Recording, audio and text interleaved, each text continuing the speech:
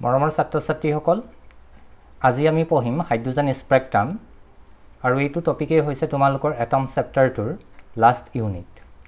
যেতিয়া hydrogen atom এটা আমি গৰম কৰিলে তাৰ পৰা কিছুমান বিকিৰণ পাম কিছুমান ইলেক্ট্ৰমেগনেটিক ৰেডিয়েশন পাম আৰু সেই ৰেডিয়েশন বিলাক কিছুমান সিৰিজত থাকিব কিছুমান আল্ট্ৰাভায়োলেট ৰিজনত অকাৰ হ'ব কিছুমানৰ পৰা ভিজিবল ৰিজনত অকাৰ হ'ব কিছুমান ইনফ্ৰাৰেড ৰিজনত অকাৰ হ'ব সো হাইড্ৰোজেন এটম সেটাৰ যেতিয়া হিট আপ কৰা হয় তেতিয়া তাৰ পৰা আমি পাঁচটা সিৰিজ পাওঁ সেই সিৰিজ কেটা হৈছে কি লেমন সিৰিজ এটা হৈছে বেলমাৰ সিৰিজ এটা হৈছে Paschen Brackett and Pfund series so এই সিৰিজ কেটা আমি কেনেদৰে পাওঁ তাকে আজি আমি ডিসকাস কৰিম সো ইয়াতে কি হৈছে ইনিশিয়ালি ইলেক্ট্ৰন এটা এটো ষ্টেজত আছিল তাৰ পৰা কি কৰিছে ই লোৱাৰ ষ্টেজলৈ জাম্প কৰিছে যেতিয়া জাম্প কৰিব ইয়াৰ পৰা ইলেক্ট্ৰমেগনেটিক ৰেডিয়েশন ইমিট হ'ব ইন টার্মস অফ কিহত ইমিট হ'ব in terms of photon so ইয়াৰ এনাৰ্জি ভ্যালুটো কিমান হ'ব h নিউ হ'ব ঠিক আছে ই কৰ পৰা কলৈ জাম্প কৰিছে ni ষ্টেজৰ পৰা nf ষ্টেজলৈ ই জাম্প কৰিছে সো আমি ধৰি লৈছো এই ষ্টেজটোত এনাৰ্জি ভ্যালু আছে ei ইয়াৰ এনাৰ্জি ভ্যালু হৈছে ef সো এই যেটো ফটনৰ এনাৰ্জি ভ্যালুটো কিমান হ'ব h নিউ ইকুয়াল কিমান থাকিব ei minus ef ঠিক আছে সো কালি আমি যেতিয়া অৰবিটেটৰ এনাৰ্জি ভ্যালু ক্যালকুলেট কৰিছিল ক্যালকুলেট কৰোতে কি পাইছিল এটো ভ্যালু পাইছিল নে en equal minus m e to the power 4 divided by 8 epsilon naught square n square h square so আমি ইয়াতে যেটো ভ্যালু পালো h new equal ei minus ef ইয়াতে আমি কি কৰিম এই ভ্যালুটো পুট কৰিম তে ei equal কিমান হ'ব বাৰু minus m e to the power 4 divided by 8 epsilon naught square h square এতিয়া n নহয় এতিয়া ni square হ'ব minus ef equal কিমান হ'ব minus m e to the power 4 divided by 8 epsilon naught square h square and f square so এটো কিমান হ'ব minus m e to the power 4 8 epsilon naught square h square and I square plus m e to the power 4 8 epsilon naught h square and f square so এটোকে আমি কি কৰিব পাৰিম অলপ ৰিএৰেঞ্জ যদি কৰা হয় m প্লাস তো আগলৈ লৈ আহিছো m e to the power 4 8 epsilon naught square h square and f square minus m e to the power 4 8 epsilon naught square h square and I square ইয়াৰ পৰা আমি কমন কি ল'ব পাৰিম m e to the power 4 divided by 8 epsilon naught square h square to common ল'ব পাৰিম so ইয়াত কি থাকিব nf square থাকিব minus 1 by ni square থাকিব যেটো আমি কত পাইছো আমি এটো পাইছো সো এটো লেফট হ্যান্ড সাইডত কি থাকিব h নিউ এ থাকিব সবফালে h নিউ থাকিব এটো h নিউ এ হ'ব সো ইয়াৰ পৰা আমি কি কৰো নিউ মিন্স ফ্ৰিকুৱেন্সি ইকুয়াল কিমান হ'ব m e to the power 4 divided by 8 epsilon naught square এতিয়া এটো h আৰু এটো h লগ লাগি কিমান হ'ব h cube nf square minus 1 by ni square so যেতিয়া ইলেক্ট্ৰন এটাই জাম্প কৰিব হায়াৰ এনাৰ্জি ষ্টেটৰ পৰা লোৱাৰ এনাৰ্জি ষ্টেটলৈ তেতিয়া তাতে যেটো ফ্ৰিকুৱেন্সি ইমিট হোৱা ফ্ৰিকুৱেন্সিৰ যেটো ভ্যালু হ'ব ভ্যালুটো হৈছে দিস ওয়ান কিমান পাম আমি nu equal m e to the power 4 divided by 8 epsilon naught square h cube into 1 by nf square minus 1 by ni square ইয়াতে ni টো বুজাই আছে ইনিশিয়াল স্টেজ তাৰ মানে হি হায়াৰ এনাৰ্জি অৰবিটত কোনটো নম্বৰ অৰবিটত আছিল ফাইনাল স্টেজটো মানে হৈছে হি কোৰ পৰা কলৈ জাম্প কৰিলে ধৰিলা এটো যদি 2 নম্বৰ অৰবিট আছিল এটো 1 নম্বৰ অৰবিট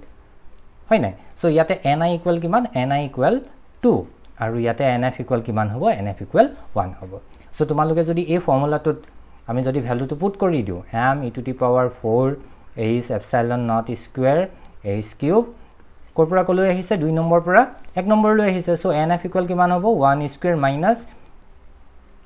ni equal কিমান 2 স্কয়াৰ সো এটো ভ্যালু তোমাক কি দিব ফ্ৰিকুৱেন্সিটো দিব কোৰ পৰা কলৈ যেতিয়া ইলেক্ট্ৰনটোৱে n equal 2 that is 2 number অৰবিটৰ পৰা 1 নম্বৰ অৰবিটলৈ যেতিয়া জাম্প কৰিছিলে তাৰ ফ্ৰিকুৱেন্সিৰ ভ্যালুটো দি দিব সো এই ইকুৱেশ্যনটোৰ পৰা আমি ফ্ৰিকুৱেন্সি ভ্যালুটো গম পাওঁ এতিয়া আমি চাওঁ নেক্সটত চাওঁ আমি ফ্ৰিকুৱেন্সি ভ্যালুটো কি পালো frequency value this one already আমি ক্যালকুলেট কৰিছো কিন্তু আমি জানো যে লাইটৰ ভেলোসিটি আৰু ফ্ৰিকুৱেন্সিৰ মাজত এটা ৰিলেশন আছে ৰিলেশনটো কি হৈছে c equal lambda nu lambda হৈছে wavelength of that radiation যেটো এটম ইয়াতে atoms to consider কৰিলো সেকেন্ড অৰবিটৰ পৰা ফাৰ্স্ট অৰবিটলৈ আহিলে এটা ইলেক্ট্ৰোম্যাগনেটিক ৰেডিয়েশন ইমিট হল ৰেডিয়েশনটো এটা যে ওয়েভলেংথ থাকিব ফ্ৰিকুৱেন্সি থাকিব ওয়েভলেংথ থাকিব ভেলোসিটি থাকিব ভেলোসিটিটো কৈছো ভেলোসিটি অফ লাইট সো ইয়াতে যেটো এটম এই তিনটাৰ কোয়ান্টিটিৰ মাজত ভেলোসিটি ওয়েভলেংথ ফ্ৰিকুৱেন্সিৰ মাজত যেটো ৰিলেশন হেতু ৰিলেশন হৈছে কি c equal lambda nu ইয়াৰ পৰা আমি নিউ ভ্যালুটো উলিয়াই লওঁ ফ্ৰিকুৱেন্সি ভ্যালু কিমান আহিব c by lambda আহিব সো এই যেটো ইকুৱেশ্যন পালো এই ইকুৱেশ্যনটোতে আমি নিউ ভ্যালুটো পুট কৰি দিম সো এই ভ্যালুটো যদি পুট কৰি দিও কিমান হ'ব আমি কি পাইছিলো new equal m e to the power 4 divided by h epsilon naught square h cube 1 by nf square minus 1 by ni square so এটি আমি কি পাতিম new equal c by lambda পাতিম m e to the power 4 divided by 8 epsilon naught square h cube 1 by nf square minus 1 by ni square so c to এটি আমি তললে cos multiply কৰি তললে লৈ আহিম m e to the power 4 8 epsilon naught square h cube c into 1 by nf square minus ni square এটো পালো ঠিক আছে এতিয়া এই যেটো কনস্ট্যান্ট কোয়ান্টিটি এটা ইয়াতে যদি সোয়া গটে কিটা কনস্ট্যান্ট m হৈছে charge of mass of the electron m mass of the electron e hoise charge of the electron 8 constant epsilon naught primitivity which is constant quantity h Planck constant it is a constant quantity c velocity of light which is also constant so ek gute constant quantity khini keta ami number e represent koru which is r etu koa hoy Rydberg constant 1 by lambda equal r into nf square minus 1 by ni square where r equal this one year value তো হৈছে এটুকে কোৱা হয় এই যেটো r পাতিছো r টুকে কোৱা হয় Rydberg constant ঠিক আছে যাৰ ভ্যালু তো হৈছে 1.03 into 10 to the power 7 sorry 10 to the power 7 per meter ঠিক আছে এই যেটো ফর্মুলা পালো এই ফর্মুলাটো ইউজ কৰি আমি হাইড্ৰোজেন স্পেক্ট্ৰামৰ গতে সিৰিজ কেটা উলিয়া ইয়াতে nf2 হৈছে ফাইনাল স্টেজ মানে ইলেক্ট্ৰন এটা কোৰ পৰা আহি কোট ৰৈছে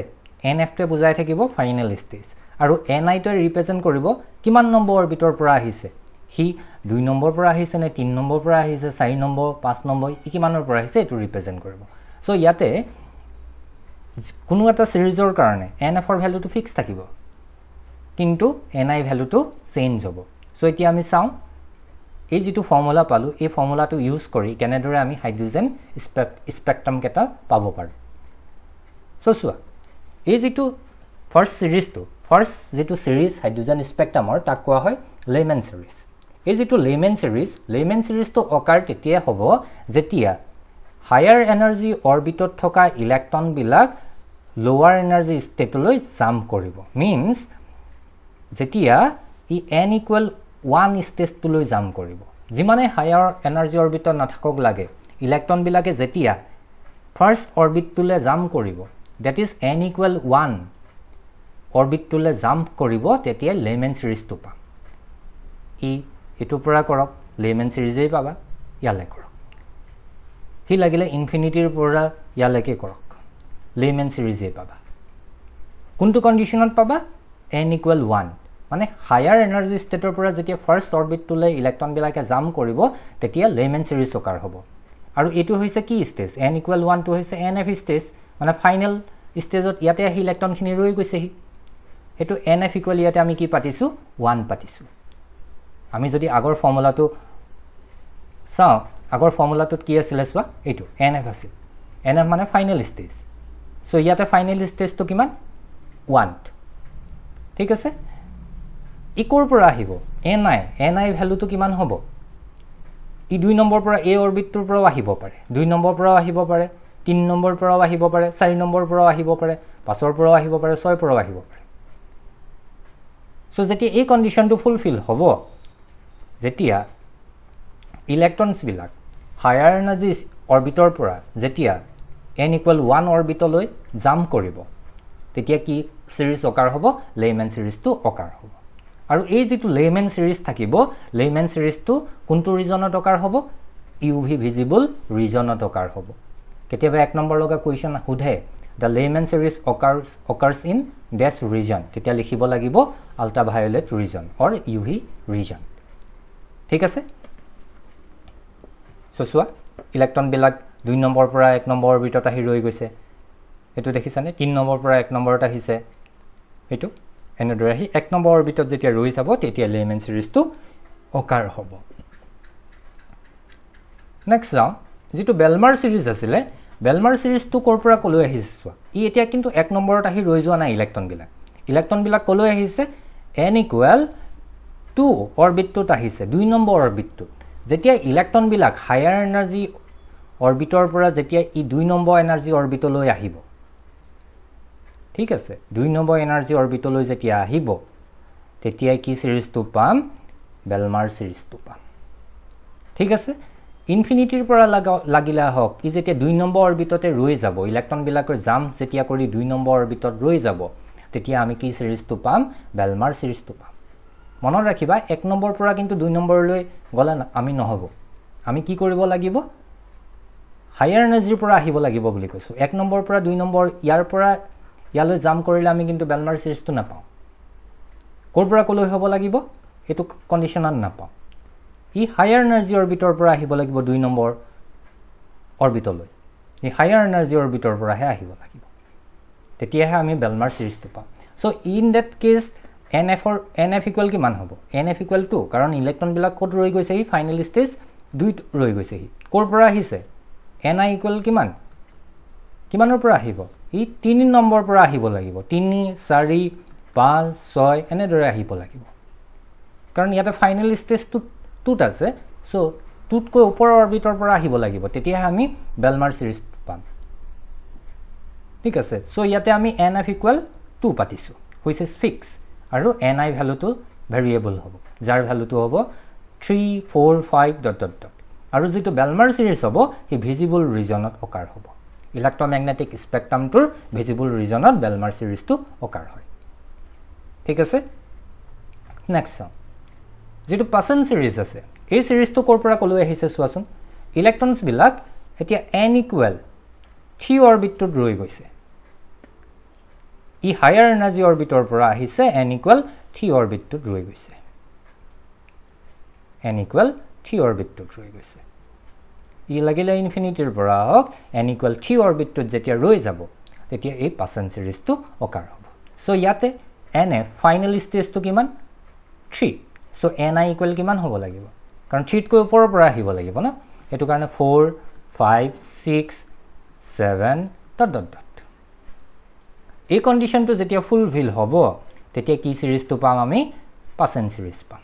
আৰু এই সিৰিজটো অকাৰ কোত হ'ব ইনফ্ৰাৰেড ৰিজনত অকাৰ হ'ব ইলেক্ট্ৰমেগনেটিক স্পেক্ট্ৰামৰ ইনফ্ৰাৰেড যেটো ৰিজন থাকিব সেই সিৰিজটোতে আমি সেই ৰিজনটোতে পাসন সিৰিজটো পোৱা যাব ঠিক আছে নেক্সট এটো যেটো ব্ৰ্যাকেট সিৰিজ আছে ব্ৰ্যাকেট সিৰিজটো এবাৰ কৰ পৰা কলৈ আহিছে n = 4ত ইলেক্ট্ৰন বিলাক ৰৈ গৈছে কিমানৰ পৰা আহিছে ই 5 নম্বৰ পৰা আহিব ই 6 নম্বৰ পৰা আহিব ই 7 নম্বৰ পৰা আহিব ইটাতকৈ ওপৰৰ অৰবিটৰ পৰা আহিব যেতিয়া 4 নম্বৰ অৰবিটৰ ৰৈ যাব ইলেক্ট্ৰন বিলাক হায়াৰ এনাৰ্জি ষ্টেটৰ পৰা আহি 5 6 7 8 এবিলাকৰ পৰা আহি যেতিয়া 4 নম্বৰ অৰবিটত ইলেক্ট্ৰন বিলাক ৰৈ যাব that is সিহতে 4 নম্বৰ অৰবিটলৈ যেতিয়া জাম্প কৰিব তেতিয়া তোমাক কি সিৰিজটো পাবা ব্ৰ্যাকেট সিৰিজটো পাবা সো ইয়াতে n ৰ যেটো nf ফাইনাল স্টেজটো কিমান n = 4 কৰ পৰা আহিব ni ইনিশিয়াল স্টেজ কিমানত থাকিছিল ইলেক্ট্ৰন বিলাক 5ত থাকিব 6ত থাকিব 7 8 এনেদৰে থাকিব তেতিয়া কি সিৰিজটো পাবা তোমালোকে ব্ৰ্যাকেট সিৰিজটো পাবা ঠিক আছে আৰু ব্ৰেকেট সিৰিজটো কোনটো ৰিজনত অকাৰ হ'ব বুলি কৈছো ইনফ্ৰাৰেড ৰিজনত অকাৰ হ'ব নেক্সট যেটো ফোন সিৰিজ আছিল এই ফোন সিৰিজটো এটা কি হৈছে চোৱা n ইকুৱেল 5 মানে 5 নম্বৰ অৰবিটত যেতিয়া 6 নম্বৰৰ পৰা ইলেক্ট্ৰনটোৱে জাম্প কৰি 5 নম্বৰলৈ আহিব